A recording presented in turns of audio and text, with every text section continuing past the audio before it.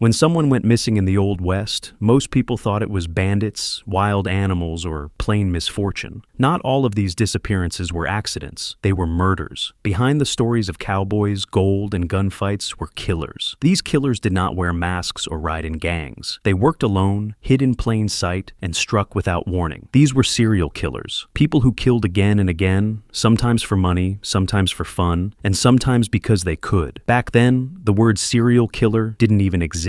Yet these murderers were already out there, hiding in the shadows of the frontier. For years, they got away with it. They used the wild land and lack of law to stay free. Some were never caught. Some vanished like ghosts. Who were these murderers? How many people did they kill? And why don't we hear more about them? If you love discovering the dark secrets of the Old West, hit that subscribe button and turn on notifications, because what comes next is very exciting. Join us as we uncover some of the scariest serial killers in frontier history. The dangers of no man's land. In the late 1800s, traveling through the mountains of Kansas was dangerous. The land was harsh, and it wasn't the weather or tough terrain that made it risky. It was a place full of outlaws and lawlessness. This was especially true for a place called No Man's Land, which stretched across Oklahoma, Kansas, Colorado, New Mexico, and Texas. The name alone was enough to make people nervous. Many travelers set out hoping to pass through safely, and they never returned. No one knew what happened to them. They simply disappeared. The dangers were not from nature alone. There was something much darker at work. Families who seemed kind and welcoming, but hid dangerous secrets. They were no better than the outlaws, and some travelers who trusted them ended up paying with their lives. The Kelly Family Tavern. For travelers passing through no man's land, the Kelly Family Tavern seemed like a safe place. It was located near Oak City, Kansas, and only 25 miles from Beaver, Oklahoma. The Kellys, William, his wife Kate, and their two children, Billy and Kit, were known to be a hard-working family who had moved from Pennsylvania to run a cattle ranch. They later decided to open the tavern to help travelers. The tavern was well-liked. It had warm meals and a place to rest. What the travelers didn't know was that this place wasn't as safe as it seemed. Behind the friendly smiles of the Kelly family hid a deadly secret. For some, this tavern would be the last stop they ever. Many travelers thought they had found a safe place to stay. They went in to rest and eat, only to find themselves trapped. The Kelly family wasn't offering kindness. They were hiding something dark. The tavern was a dangerous place, and those who stayed there often vanished, never to be seen again. The big question here is this: what happened to those who disappeared? What secrets did the Kelly family hide? Why did the Kelly family do what they did? And how many others fell victim to their secret? Keep watching to find out. The Kelly Family Tavern was right by a main road, making it a popular stop for travelers. One such traveler was J.T. Taylor, a wealthy salesman from Chicago. He sold goods across the country and often stopped to rest at places like the Kellys. Looking for a safe and quiet place to stay, Taylor stopped by the tavern. After that, he vanished without a trace. People assumed he had just disappeared in the dangerous area of no man's land. Soon more disappearances followed. By the end of 1887, there were several missing people. No one seemed to question it. The area had always been risky. Taylor's case was investigated. After a series of investigations, no leads came up. The Kellys' sudden departure. Like I said earlier, after many forgot about the J.T. Taylor's incident until December 1887, something strange happened. The Kelly family suddenly left their tavern. They boarded up their house and didn't give any warning to nearby towns. Most people didn't think much of it, except the inconvenience it caused for travelers who needed a place to stay. One man, S.T. Gregg, who had stayed at the tavern earlier, started to wonder about their sudden disappearance and J.T. Taylor's vanishing. He decided to go back to the tavern a week later to see if anything was strange. What Gregg found shocked everyone. When he opened the tavern door, a horrible smell hit him. He followed the smell into the dining room and found a hidden trapdoor under a chair. He opened it and discovered a cellar with the bodies of 3 people so badly decayed they were unrecognizable. Gregg rushed to get help, and soon the sheriffs arrived. A cowboy named Texie joined the investigation and helped find more bodies. They discovered loose dirt near the barn door and dug up 2 more bodies with broken skulls. Even more bodies were found in the barn and under the stables. The whole area was a graveyard. At first, only one body could be identified: J.T. Taylor, the missing salesman, because of his expensive clothes. Later, 2 more bodies were identified as Jim Coven, a wealthy cattle owner, and Johnson, a Texas merchant. They also found a rusty axe with blood and human skin on the blade, which was believed to be the weapon used to kill most of the victims. When proper research was conducted, It was uncovered that the Kellys had been tricking travelers into staying at their tavern with a plan to rob and kill anyone who looked wealthy. If a traveler seemed poor, they would let them leave. If they were rich, the Kellys would murder them and steal their possessions. In J.T. Taylor's case, they invited him to dinner and made him sit at the head of the table. Kate was preparing food while her daughter, Kit, used her good looks to charm Taylor and find out how much money he was carrying. Once they decided Taylor was wealthy, they signaled each other, and a trap was set. Taylor's chair was positioned over a hidden trapdoor in the floor, and when it opened, he fell into the cellar below. The fall was meant to break his neck, and if it didn't, the Kellys would finish him off with their axe. Afterward, they would steal everything of value from their victims and hide it on their property. After the truth came out, the Kellys became some of the most wanted fugitives in the West. There were rumors that a few were caught and hanged. Others say they escaped into the wilderness and were never seen again.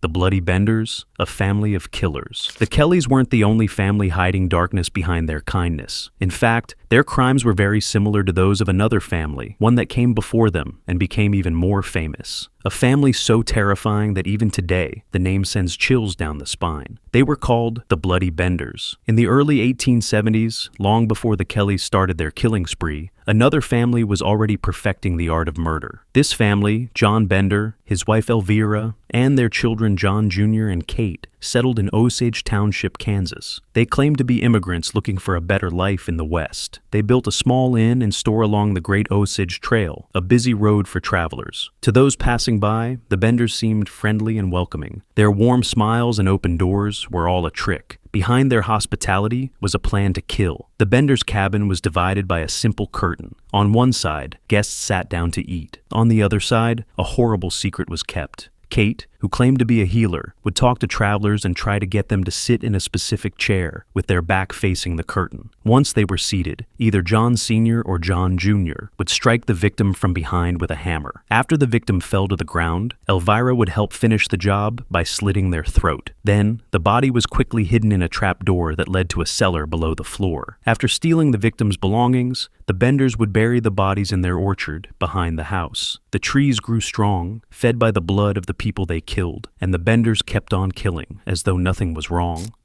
Dr. Yoke. People often disappeared along the trail. Back then, it was common to hear of someone going missing. It wasn't until Dr. William York, the brother of a powerful Kansas senator, went missing in 1873 that anyone began to pay serious attention. Dr. York had stopped at the Bender Inn and never left. His brothers launched a search, and soon enough, the Benders became the prime suspects. One by one, other travelers were discovered to have vanished, and people began to suspect something was wrong. It wasn't until authorities investigated the Benders' cabin that they found out how horrible the truth was. When they arrived, the Benders were gone. What they found shocked everyone. Beneath the trapdoor, the cellar was covered in blood. In the orchard behind the house, the police uncovered more bodies, at least a dozen in total. Some of the bodies were so badly disfigured that it was impossible to recognize them. Many had skulls crushed by a hammer, while others had their throats cut open. The investigation led to the discovery of one victim that was still identifiable, Dr. York. They also found evidence that showed the Benders had used the same method to kill other travelers. A hammer was found at the scene, with blood and human flesh on it, showing it had been used in the murders. The Benders had tricked their victims, inviting them in with promises of food and rest. Once the victims seemed wealthy, Kate would charm them, making them feel comfortable. After the victims sat in the special chair, the family would kill them, steal everything of value, and hide the bodies in the cellar or bury them in the orchard. After the discovery, people started hunting the Benders. Despite a massive search, they disappeared without a trace. Some people believed they fled to Mexico. Others thought they were killed by angry neighbors. Kate Bender, in particular, became a legend. Some even claimed she had magical powers and used them to control her victims. The cabin where the Benders lived was eventually torn down. The land was abandoned and avoided for many years. The orchard where they buried their victims was forgotten, and the trees that grew there withered away. All that was left was the story, and the terrifying reminder that evil could hide behind the friendliest faces. The Benders, like the Kellys, used kindness to cover their crimes. They didn't need to wear masks or rob banks. They didn't even have to fight gunfights in the street. Their evil was quiet, careful, and personal. Why did they do it? Was it greed? Was it for the thrill of killing? Or was there something even darker that drove them? Although we may not have the answers to that question, the story of the Bloody Benders is a chilling reminder that sometimes the biggest dangers aren't the outlaws you expect. They're the people who welcome you with open arms and make you feel safe. Dr. H. Holmes, the Devil in the White City. Dr. H.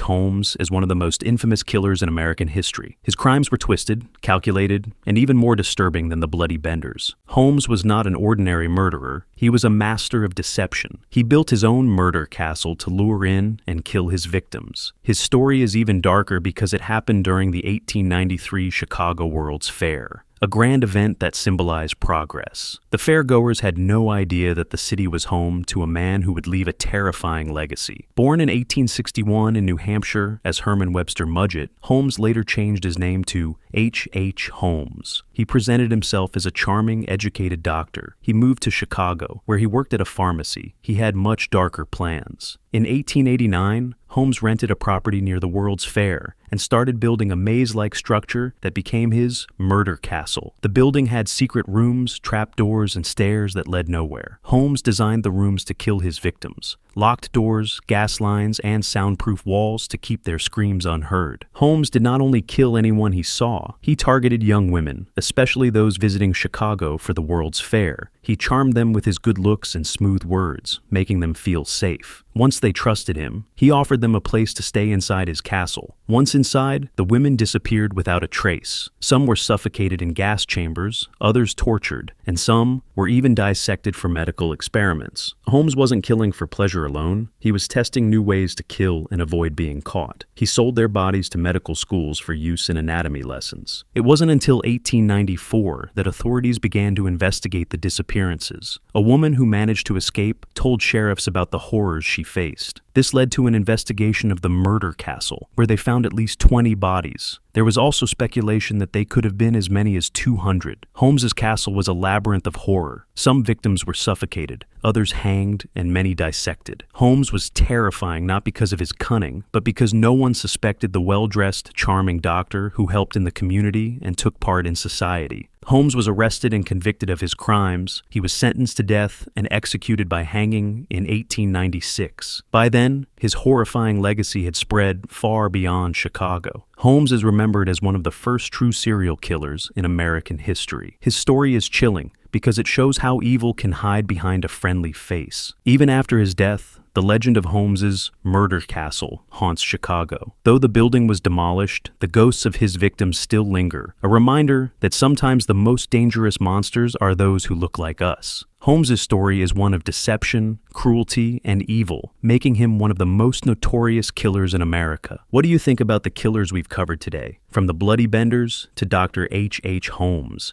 and the notorious Kelly family. How do you think their shocking acts shaped the Old West and influenced modern serial killers? Share your thoughts with us in the comment section below. If you found these stories chilling, don't forget to like, share, and subscribe to our channel for more stories on the American Old West. Also, click on the next video on your screen. You won't want to miss it.